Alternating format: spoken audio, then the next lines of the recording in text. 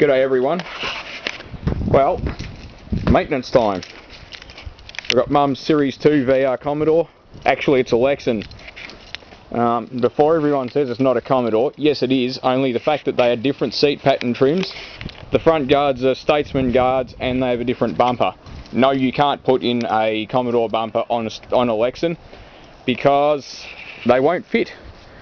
So if you've got a radiator cap that looks like that, then it probably should be thrown out, because this cap here ain't holding any pressure at all.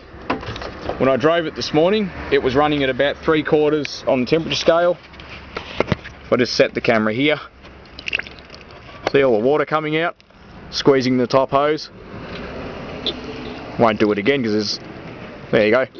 So the cap's screwed. That's where the water went. It went into the overflow bottle, out the hose, and on the ground.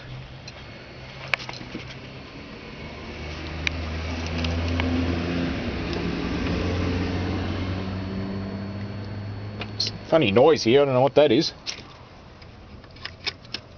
Oh. It's regulator hissing away, I don't know why, but anyway. See the way that seal looks? Try and get a look on profile against something. There you go. Seal's all flattened and screwed looking. Well, thank you Holly. This is the same cap but a new one. This is how the seal comes out of the factory. It's just flat and nice. I do notice however that CPC, being the cheap tight bastards they are, have stopped using a that's one-way valve, so that when the car cools down it doesn't build up a vacuum in the cooling system, and it sucks water or coolant if you like, depending on what your car's running. But it's got a seal in there. That seal seals against the inside of the top of the neck of the radiator, and this is just a relief valve. It's just got a spring, and when the pressure gets too high in the cooling system, it blows off the excess to stop the radiator from going bang. So anyway, that's the two caps. Same brand, same pressure rating. Note that there are two different caps, two basic different cap types, coolant recovery and regular. If you've got a car with one of those overflow bottles, get a coolant recovery cap, because otherwise you'll be a bit sad.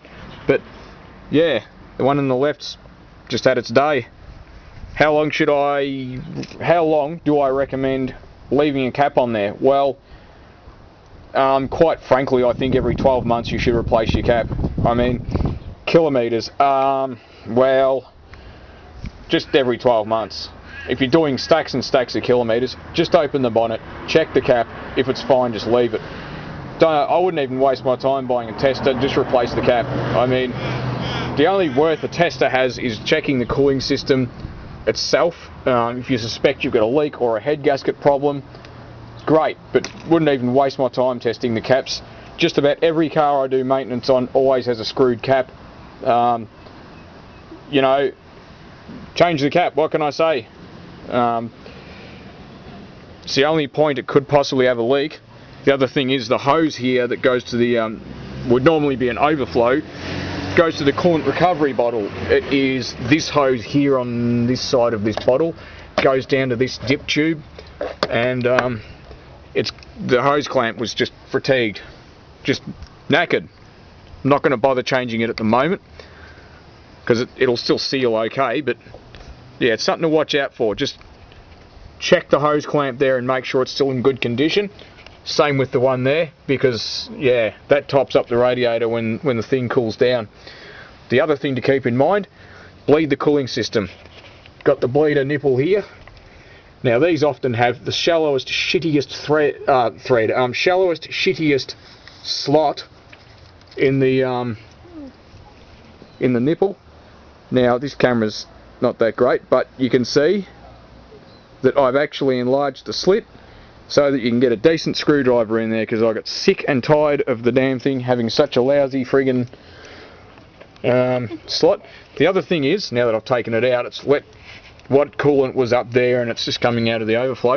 If your coolant looks like that, do a flush. This is actually only corrosion inhibitor, and I'd say half of it's mostly gone anyway because it's been leaking. So bleed the cooling system. The only way to do it is to start the car up, run it. You might have to give it a rev, but start it up and open the bleeder nipple. It's partly why the head of the screw has got the knurling in it, so you can just finger tight it when you're bleeding it. But very, very important to bleed it up. Give it a decent rev, get all the air out of it. You know, check it the next day or the next few hours after it's cooled right down. Make sure it bled up properly, because if these things will tend to overheat if they have air in the cooling system, which is not really that surprising. While you're at it, check your water pump. They have a weep hole somewhere down there. I'm not going to get right under it because I'm trying to avoid getting dirty. You'll see it leaking out of the weep hole if the water pump's gone. They shouldn't have truckloads of clearance, although then again they do seem to have a bit. Give your idler pulley, the tensioner idler, a spin. Make sure it's still in good condition. If you do have to change it, left-hand thread. So don't try and loosen the bolt as if it's right-hand thread, because you'll end up destroying something. Definitely a left-hand thread.